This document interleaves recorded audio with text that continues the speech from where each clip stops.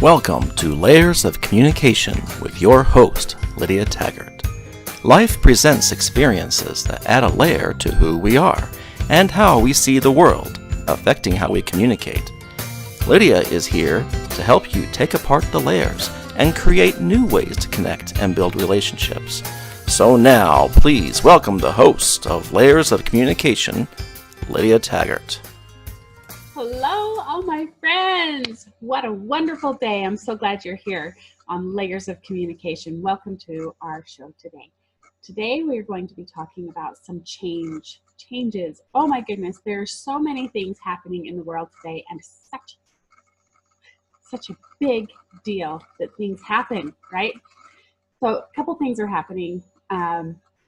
First of all, my husband, yay, he got a real job. He's been working as a contractor for almost a year now. He is a real full-time permanent employee. Super excited. Today's his first day as a permanent real employee. Super excited for that.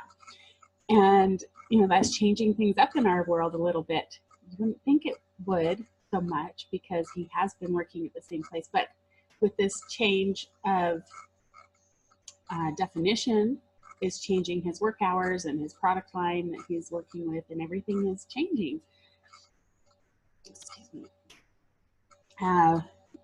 There has been a fire in Paris of the Cathedral of Notre Dame, and things that we take for granted, we think it's just there. It's over 800 years old, and it's gone. Change. Oh my goodness. So many people contributing and wanting to help build that back up again. When we have change, it can be really, should we call it detrimental? It could be very, very challenging to deal with change. But then there's always something good that comes from it. And you can see from this fire in France, the Notre Dame Cathedral, that people are touched by it. They pull together and goodness comes. It's an opportunity for loving and serving each other in a bigger, better way. It doesn't always feel like that when we're going through change, right? With this family change that we're having with my husband's job, we have different levels of stress and anxiety of what's going to happen, and how do we get the kids to and from school, and where are they going to be when, and how's everything happening, right? And I can see this in our kids a little bit differently. We're always looking out for our kids as parents, right? We look out for our friends and our family, and sometimes we forget to look out for ourselves.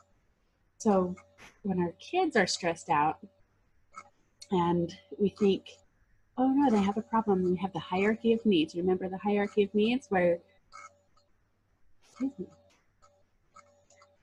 base needs support the other layers or levels as we get up to the top, where we want to be self-actualizing, where we're able to serve the world and bless everyone that we come in contact with our talents and abilities. But there's a process to get there. If we don't have our food and our shelter provided for, we don't have this feeling of safety and security and a schedule, or we want them to talk. I've shared that example several times where I wanted my son Stephen to talk and to interact with his world and belong and feel like he belongs. And he wasn't, that's a high level goal. He wasn't feeling like he belonged, he didn't feel safe, all these different things. And to support him, we go down to the very bottom and say, what can I do to help him deal with this? And it's the same thing I want to share with you about change. When there's some sort of change in the world, it's the same process. What's the goal? We want to adapt and deal with that easily, right? We want to feel like we fit in, even though everything around us is changing. And we can step it down and say, how can we help our kids feel more safe? Well, it's the same with me. I have been just stressing out. I have all these deadlines to meet, and I'm having such a hard time meeting the deadlines. And I kept coming back to saying, I need a plan. Why can't I have a plan? I don't feel like I have a plan. I would make a plan, and then I don't follow the plan. And then make a plan, and something else happens, something catches fire. We have all these fires around us, and it changes everything. But I keep coming back to this, I need a plan, I need a plan. Well, I finally looked in the mirror and went, why do I consistently feel like I really need a plan? Why can't I just go with the flow? I'm pretty flowy, and I think I adapt and adjust fairly well. I've got quadruplets that kind of says you have to flow, right? But I had a plan when they were younger. There was always so much structure around what we were trying to do and keeping our ducks in a line, and all this stuff had a plan. And so now, with this change with my husband's work and whatever else is going on, all these other deadlines and things we're trying to deal with, and I was like, why do I keep thinking I need a plan? Well, I want to be up here doing all these goals at the top of the hierarchy of needs, and I'm not feeling supported. The plan is down at the bottom, and it's not feeling safe if I don't know the whole plan. If I don't have a whole plan, I'm missing that safety step. And we've got to feel safe if we're going to be able to deal with the change around us. You can plan to change and then change the plan. Okay, so that's one of my favorite phrases right now that I just love this. Plan to change and then change the plan. That's what it is to have the flow and feel safe. To be able to say, this is the plan, but we're going to change it as things happen, because we can't control everything, right? We can't control what happens around us. We get to control who we are and what we do with our reactions and our actions. We don't have to just react. We can act and have other things around us react to us, because we can change the plan. We see what a plan is, and we can flow and adapt with it. And we can help our kids do this as well. There's a foundation, and we know what they need. We can take a minute and know what they need. So, for example, last night, for a couple of weeks now, our kids have been getting in trouble and being grounded as a team.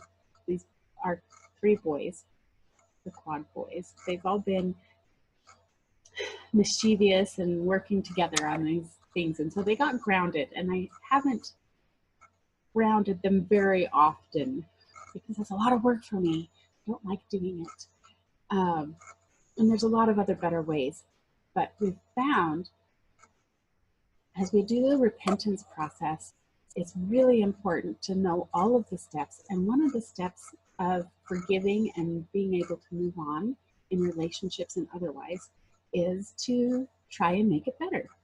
So if you steal something from a store, you return it or you go pay for it and apologize and all that, right? You've got to do something to try and make it right. And we miss this step a lot with our relationships. And so when our kids, this is how I explained it to my boys last night, when they're being mischievous and causing problems, it's not in their best interest, because it's hurting the family. It's taking away from our family time and our home, taking that spirit out when they're fighting and all this stuff. And so my sweet Brendan last night was able to finally get it, because I took a step back and went, what is he missing on the hierarchy of needs? What step is he missing? I want him to be up here doing this goal, but he's not feeling safe, because if we get crazy, mad, and fighting, whatever, crazy stuff happens, right? And so I really calmed down, totally let him be himself, and waited for like an hour before I actually went and talked to him. Sometimes we need to be a lot more patient when we're trying to have a plan, and we have got to change the plan because the things around us not cooperating the same way that we planned them to do. So I was able to explain this to him in the repentance process and why he was going to be grounded, not just because he needs to clean the house and I want the house clean. And so that's what we do when we ground our kids. We say, you have to work it off. You've got to clean the house. But because he had taken away from the spirit of the home and our family, he needed to repay it and try and increase the spirit in our home and be more helpful. Instead of hurting people, he needed to help people. And so he just finally got it. He was like, oh, okay, I'm going to help people. And then there's this piece of accountability. Other than just acknowledging it, we need to let them be accountable and not take their agency away by forcing them to do something. That's the plan, and we have to change, right? We have to allow them their piece in the plan changing. So once he's able to communicate, and I was like, oh, this is finally getting to him, because I, as his mom, took a step back. And I'm a coach for moms, and I say all sorts of stuff, and I usually do them. But there's a point where we practice so much, and we skip over things. We get kind of used to being there. We get, what's the word, complacent a little bit. And sometimes we just don't notice what we're not doing. Sometimes it's just, crazy busy or whatever. It gets overlooked. And so it's been several days that I've been trying to get him to comply with the being grounded and you got to help out more in the house. And when I took this break and went, why isn't this working? Just like I have to take a break and look at myself, step it down and say, there's a piece missing right here. Okay. And so with Brendan, he's not as effectively learning. He's not learning as effectively if I'm just talking to him. But last night I was painting a wall in the basement. We're repainting our house. And so I was painting and talked to him while I was busy doing something else, instead of looking at him and making him look at me, because he is a kinesthetic learner. And there's all these pieces that's important to all the layers. I know what kind of learner he is. I know what his love language is, and I can piece it all together and really get through all of the layers and connect with him. So it seems really backwards that if you want to connect with someone, you'd expect that you want to connect and look in their face, and it's not always like that. So I was actively doing something and not making eye contact with him. Then he was able to listen better. And so that's a fun trick. And then he actually turned around and was like, okay, here's what I'm going to do. And he started making this list. So he's going to clean the bathrooms and he's going to do this and that. So he can help the family because he wants to make up for his mistakes. And plan to change, and then change the plan. Let them participate in the planning part. That pieces it all together, and with the belonging and the safety. If you have a part in the plan and you're fully invested, then you're going to be, if the kids are fully invested and you're fully invested, everyone takes ownership of their own actions, and it's just fabulous. And it doesn't matter if things are burning down around you, if you have that foundation.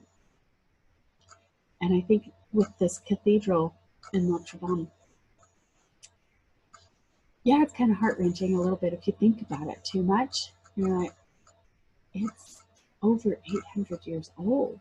It's so established and so, what did they call it? Like the heart of Paris or something like that. And it can, what is the word I'm looking for? Oh my goodness, it just left me. It can really be heart-wrenching to watch things around us happen. And there's so many different things. It's just one example of the Cathedral Notre Dame burning down. Just one example. And Look inside yourself, find your foundation, who you are, and what you're good at. Step it down, find what your superpower is, and lean on that more than you're working on trying to fix what's broken or what mistakes you are having. We all have mistakes. Everybody makes mistakes. And I think that's the number one thing that we need to teach our kids, and accept it for ourselves that everyone makes mistakes. Everybody. And we just don't have to live in that mistake. It's just a piece of our history. It's not our identity. We can move on and learn from it. As long as we're learning from it, then there's nothing wrong with making a mistake. Okay. We want to start with ourselves. As I step it down and go, oh yeah, okay, I need a plan so I can help myself feel safe, so I can reach my other goals. It's not just having a plan to feel safe about it, but knowing that you can change the plan. Plan to change the plan. We're going to start it with ourselves. Before I'm able to help Brendan, I had to help myself figure out what was going on with me. So then I could turn around and help him. I'm not at the level that I'm able to focus on other people. And literally, you are the center of your world. It's not a pride kind of thing. Everything comes around you. I'm the center of my world. Teenagers, we say, oh, they think they're the center of the universe. Well, they are. We're all centers of everything else around us. If you move, then the center of what you see and how the world reacts around you moves. It moves. You are the center, literally.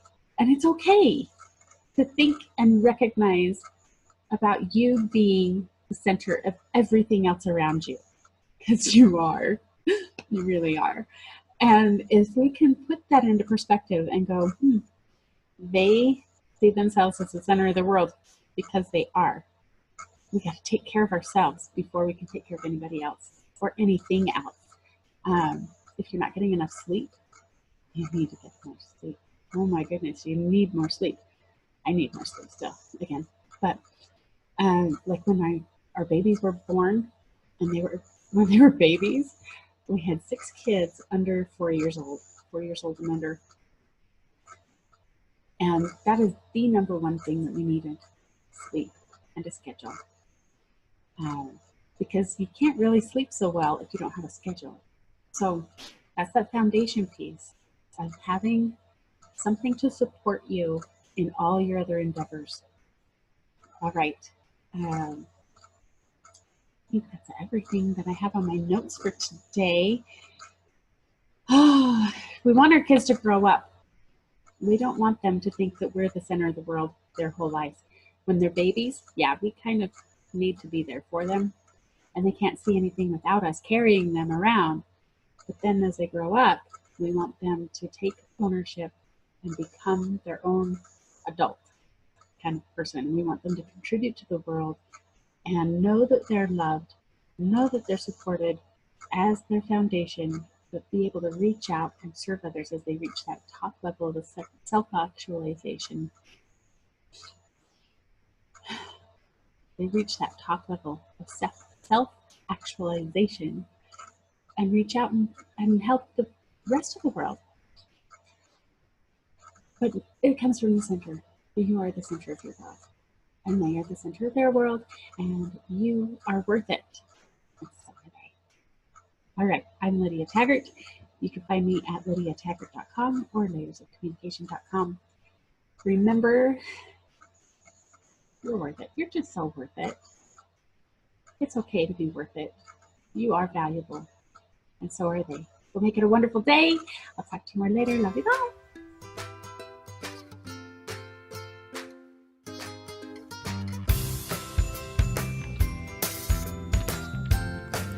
You've been listening to Layers of Communication with your host, Lydia Taggart. Tune in next week as we discover the layers in order to communicate and connect down to your core on Lydia Taggart's Layers of Communication.